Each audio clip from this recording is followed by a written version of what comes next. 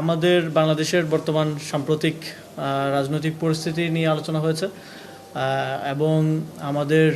কিছু ইউএসের সাথে বাংলাদেশের সম্পর্ক নিয়ে কিছু রিভিউ যেটা চলে আসছে এই সম্পর্ক দীর্ঘদিনের রিভিউ হয়েছে এবং আমাদের যেই রিফর্ম ইনিশিয়েটিভ যেটা আপনারা জানেন যে রিফর্ম নিয়ে এখন আমাদের দল সংসদে এবং সংসদের বাইরে আমরা কাজ করছি যেই গণভোটে জনগণ যে রায় দিয়েছে সেটা বাস্তবায়নের জন্য একটা বেটার ডেমোক্রেটিক কান্ট্রি হিসেবে একটা নতুন বাংলাদেশ বিনির্মাণের জন্য আমরা কাজ করছি সেই বিষয়ে খুব বিশদ আলোচনা হয়েছে ডেলিগেশনের সাথে এবং কিভাবে এই রিফর্ম ইনিশিয়েটিভকে দেশের জন্য আরও ভালোভাবে কাজে লাগানো যায় এবং ইমপ্লিমেন্ট করা যায়। এখন তো ইমপ্লিমেন্টেশন নিয়েই আসলে পুরো বিষয়টা চলতেছে এবং সরকার একটা সংবিধান সংশোধন কমিটিও করেছে যেখানে বিরোধী দল এবং আমরা অংশগ্রহণ করি নাই। অ্যান্টিব্যাকটেরিয়াল ফর্মুলা বাসনকে চকচকে জীবাণুমুক্ত করে আমাদের দেয় গ্লিটার গ্যারান্টি। তো সব কিছু মিলে এই বিষয়ে আলোচনা হয়েছে। এর বাইরে সবচেয়ে বেশি আলোচিত আপনারা জানেন যে ট্রেড এগ্রিমেন্ট যেটা বাংলাদেশ ইউএসএ সেটা নিয়েও কিছু আলোচনা হয়েছে এবং সর্বোপরি এনসিপির কার্যক্রমের বিষয়ে এনসিপি কীভাবে বাংলাদেশের রাজনীতিকে সামনের দিকে দেখছে, এনসিপির কী লেন্সে গ্লোবাল পলিটিক্সকে দেখছে, ইউএসএর সাথে সম্পর্ককে কীভাবে দেখছে এই বিষয়ে তারা জানতে চেয়েছেন এবং আমরাও তাদের ভিউ টুয়ার্ডস বাংলাদেশ কীরকম এই বিষয়ে কিছু ভিউজ আমরা এক্সচেঞ্জ করেছি। মোটামুটি এই বিষয়গুলো নিয়ে আলোচনা হয়েছে এবং উভয় পক্ষই সামনের দিনগুলোতে বাংলাদেশের প্রসপারিটির জন্য বাংলাদেশ এবং ইউএসের সাথে ইউএসের মধ্যে একটা বেটার ডিপ্লোম্যাটিক রিলেশনের বিষয় এবং বাংলাদেশকে বা আমাদের দিক থেকে বিশেষ করে বাংলাদেশকে কিভাবে এই সাউথ এশিয়ার একটা strong economic and strong country হিসেবে গড়ে তোলা যায় এ বিষয়ে আমাদের মধ্যে বিস্তারিত আলাপ আলোচনা হয়েছে এবং আমরা সামনের দিনেও আমাদের আজকে যারা ডেলিগেশন আসলেন ইউএস এম্বাসি সহ আরও বিভিন্ন দেশের যারা বাংলাদেশ এম্বাসি আছেন এবং যারা বাংলাদেশের প্রসপারিটি বাংলাদেশের সাথে গুড রিলেশন তৈরি করতে চান এবং আমরা তাদের সাথে আমাদের এই সম্পর্ক সামনের দিনে আরও কীভাবে ভালো করা যায়, আরও কীভাবে মোর ইন্টারেক্টিভ করা যায় সে বিষয়ে সামনের দিনে কাজ করে যাবো আর কি। ট্রেড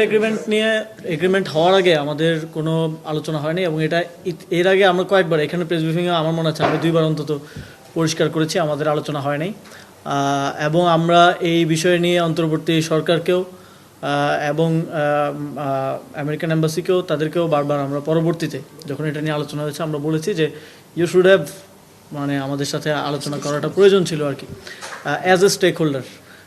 তো এটা আলোচনা হয় নাই এবং আজকে প্রথম হয়েছে এরকম না, এর আগে বিভিন্ন ইন্টারাকশনে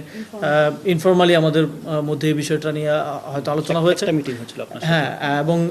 তাদের পলিটিক্যাল সেক্রেটারি এসেছিলেন আমাদের অফিসে এর আগে, তখন আমাদের মিটিং হয়েছে এবং আমাদের মধ্যে আমরা এটা নিয়ে একটু পড়াশোনা করার চেষ্টা করেছি, নিজের একটু আন্ডারস্ট্যান্ডিং করার চেষ্টা করেছি যে কোনটা বাংলাদেশের জন্য ভালো খারাপ বিস্তারিত। আমরা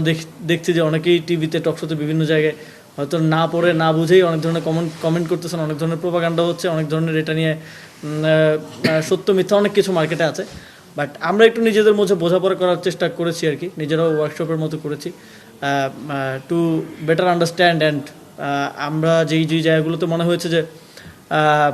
ক্লিয়ারেন্স দরকার আমরা তাদেরকে কোশ্চেনও করেছি অ্যান্ড তারা সেভাবে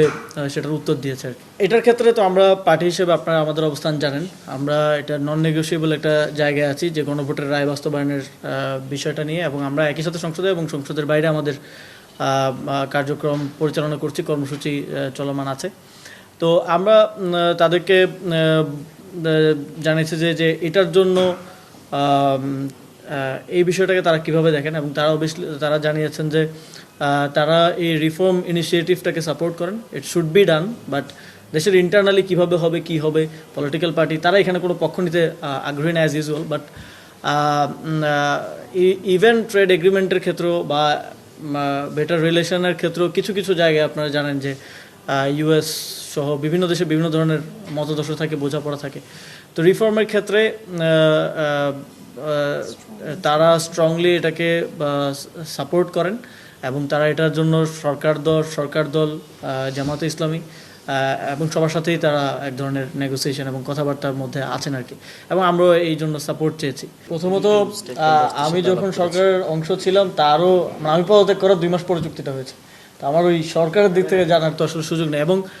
আমি যতদূর জানি যে ইভেন যখন আমরা এই বিষয়গুলো নিয়ে আলাপ করেছি যে স্টেক হোল্ডার হিসেবে আমাদের সাথে তো ডিসকাশন হওয়া উচিত ছিল, তখন আমরা সবার থেকেই একই ধরনের মানে যারা ডিসকাশনে ছিল একই ধরনের রেসপন্স পেয়েছি যে চুক্তি হওয়ার আগ পর্যন্ত তারা এটাকে নন ডিসক্লোজার রাখতে চেয়েছেন, এবং অনেক স্টেক হোল্ডারের সাথেই হয়তো আলোচনা হয় নাই। এবং আমরা এটাকে ক্রিটিক্যালি আমরা পয়েন্ট আউট করেছি যে এনসিপির সাথে আলোচনা না করাটা এটা উচিত হয়নি, এনসিপি সাথে অবশ্যই কনসাল্ট করা উচিত ছিল। এবং সামনের দিকেও আমরা এটা জানিয়েছি স্টেক হোল্ডারদেরকে যারা ইনভলভ ছিলেন যে সামনের দিকেও এই ধরনের বড় ডিসিশনের ক্ষেত্রে অবশ্যই আলোচনা করা উচিত। এবং অনেকেই এটা পলিটিক্যাল ইন্টেনশন থেকে এনসিপিকে দায় দেওয়ার চেষ্টা করে যে এনসিপি করছে এনসিপি, বাট আমরা স্পষ্টভাবে বলছি, একটু আগে তারা মিটিং করে গেছেন, এখন তো আমরা মিডিয়ার সামনে মিথ্যা বলতে পারবো না, কারণ তারা গিয়ে তো দেখবেন যে আমরা মিডিয়ার সামনে কী বলছি, যে আমাদের সাথে আলোচনা হয় না এটা নিয়ে এর আগে। এবং আমার মনে হয় যে এই চুক্তি নিয়ে অনেক অ্যাওয়ারনেসের প্রয়োজন আছে আমাদের মধ্যে, এবং ইতিমধ্যে আমাদের সম্মানিত আহ্বায়ক তিনি বলেছেন যে সংসদে এই বিষয়টি নিয়ে আলোচনা হওয়া উচিত, awareness and pros and cons বোঝার জন্য, এবং সাধারণ মানুষকেও আরও আমি দেখছি যে সত্য মিথ্যা অনেক কিছু মিলিয়ে সোশ্যাল মিডিয়াতে টকশোতে বিভিন্নভাবে আসতেছে, অ্যাওয়ারনেস প্রয়োজন আর কি। তো এটা ওনাদেরকে আমরা বলেছি যে এটা কমিউনিকেশনটা আরও বেটারভাবে আপনাদেরও করা প্রয়োজন, ইউএস এম্বাসিরও করা প্রয়োজন, যাতে করে ভুল বোঝাবুঝি তৈরি না হয়। তবে কিছু বিষয়ে আমরা ক্রিটিক্যাল অবশ্যই, এবং সেগুলো আমরা ইন ডিটেইলস তাদের সাথে ডিসকাস করেছি।